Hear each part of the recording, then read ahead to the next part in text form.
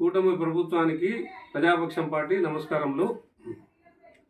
అదే ఈ మధ్యకాలంలో శ్రీ వెంకటేశ్వర స్వామి యొక్క లడ్డూ ప్రసాదం మీద కల్తీ జరిగిందని కొంతమంది, జరగలేదని కొంతమంది అనేక విధాలుగా పరిపరి విధాలుగా ఈ ప్రెస్లో రావడము జరిగితే దానికి ఒక ఆయన సుప్రీంకోర్టులో పిల్లు వేస్తే ఆ పిల్లు సుప్రీంకోర్టు ఏం చేసిందంటే ఒక సిట్టును సిబిఐ వాళ్ళ చేత ఒక సిట్టును ఏర్పాటు చేసి దీన్ని పూర్తిగా విచారించి ఒక నివేదిక సమర్పించమని చెప్పి జరిగింది.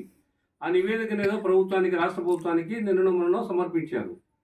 ఆ నివేదిక మీద మళ్ళా ప్రభుత్వము ఒక విచారణ కమిటీ వేయడం అంటే సుప్రీంకోర్టు కన్నా ఈ రాష్ట్ర ప్రభుత్వం విచారణ కమిటీ పెద్దదే, మేధావులా.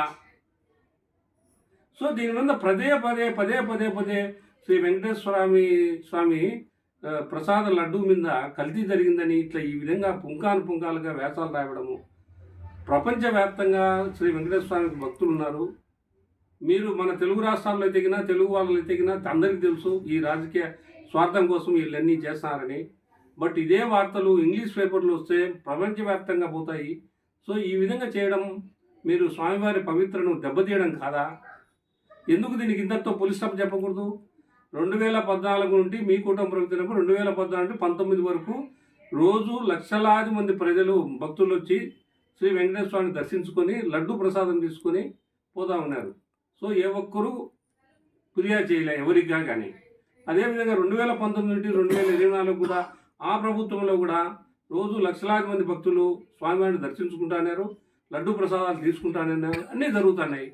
మరి మీరు వచ్చినాక 2024లో వచ్చినాక మరి మీరు పెట్టిందే కదా కల్తీ జరిగిందని దాని మీద సిట్టు వేశారు.